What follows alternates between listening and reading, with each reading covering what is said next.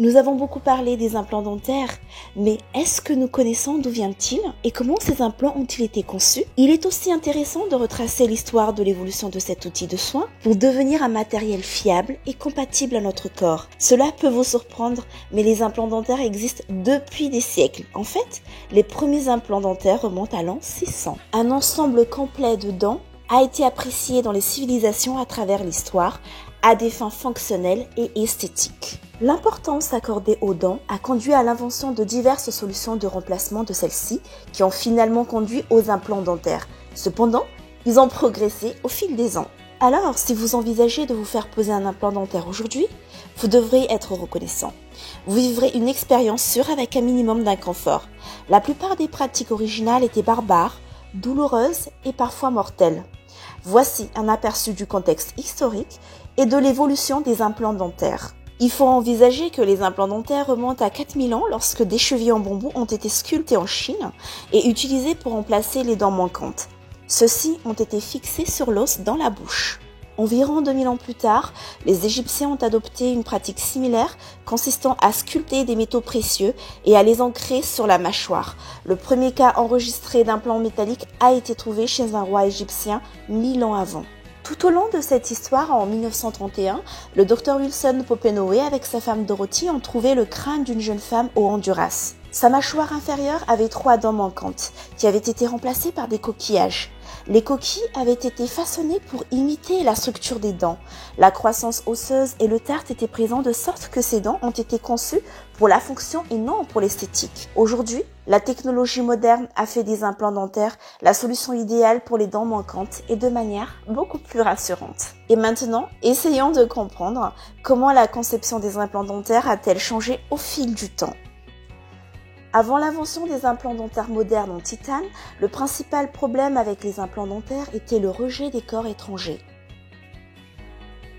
Au XVIIIe siècle, les chercheurs ont utilisé un mélange d'or et d'alliage pour créer des implants dentaires. Malheureusement, ces expériences ont été un échec massif, mais elles ont ouvert une porte à des recherches plus fructueuses dans les années suivantes. Nous entrons dans la période la plus intéressante dans l'évolution de l'implant dentaire. Les professionnels dentaires ont expérimenté de nombreux matériaux dont l'argent et la porcelaine. Un médecin a utilisé un implant en porcelaine qui avait un disque de platine. Cependant, ses efforts ont été infructueux car l'os a rejeté tous les matériaux qu'il utilisait. Un implant réussi implique la fusion permanente d'un implant dans l'os de la mâchoire dans un processus appelé ostéo-intégration.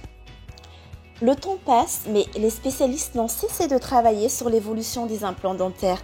Tout au long des années 1900, de nombreux spécialistes ont essayé différents matériaux, mais aucun d'eux n'a fourni de résultats à long terme. En 1913, le docteur Eugie Greenfield a essayé d'utiliser l'or 24 carats comme implant.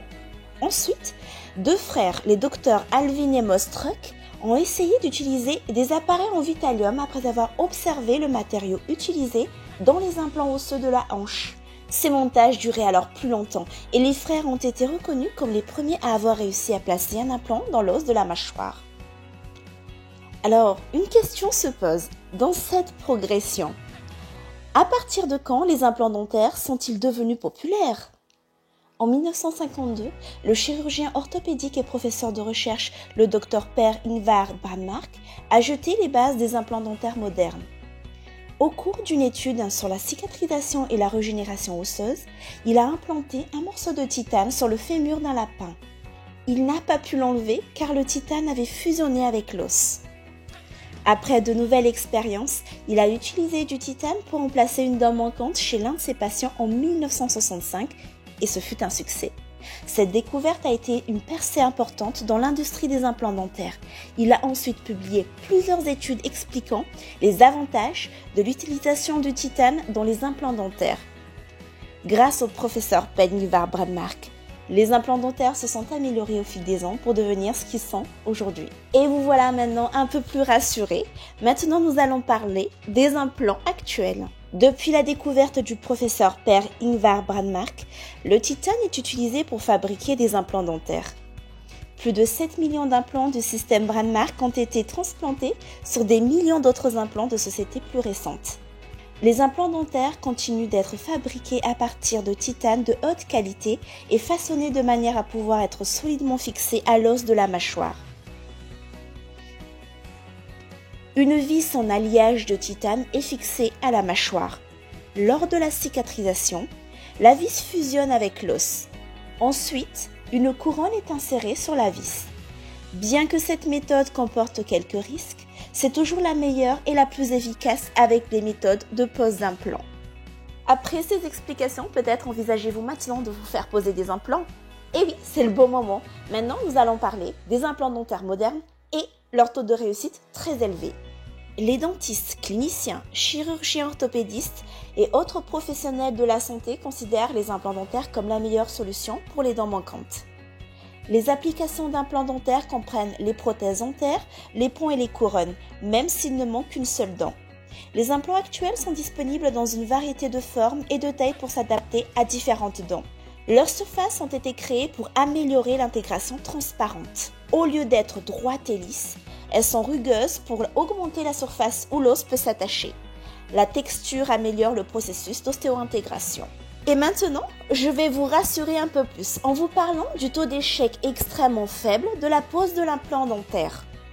Avec un traitement approprié, des procédures chirurgicales saines et des prothèses qui tiennent compte de la densité osseuse, de la santé, de la fonction, de la parole, de l'esthétique et de la facilité de nettoyage, vous pouvez vous attendre à des taux de réussite allant jusqu'à 10 ans dans 98% des cas.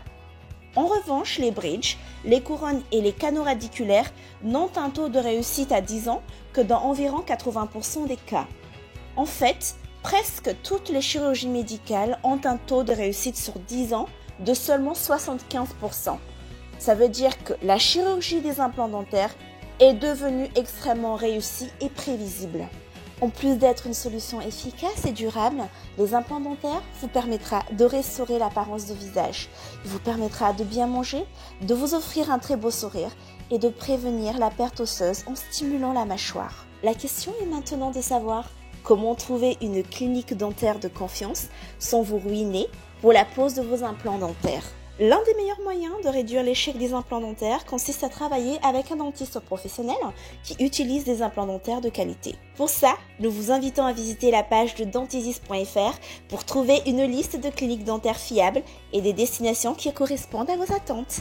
Dentisis.fr vous offre un accompagnement complet dans toutes les démarches à suivre pour retrouver le sourire tout en vous faisant faire des économies très importantes. En effet, avec le tourisme dentaire, c'est l'occasion pour vous de reprendre des soins dentaires trop longtemps laissés de côté en payant 60% moins cher qu'en France. Cette économie est non seulement importante, elle est surtout source de beaucoup de motivation et de satisfaction pour beaucoup de gens. Avec Dentisis, vous ne payez pas plus cher, le service vous est gratuit. Vous ne payez que les actes de soins au sein de votre clinique dentaire à l'étranger. Le service d'accompagnement est complet du début jusqu'à votre demande de remboursement des soins auprès de votre mutuelle à votre retour de voyage dentaire. Alors, cliquez sur dentisis.fr et retrouvez le sourire sans vous ruiner, mais surtout dans les meilleures conditions. À bientôt!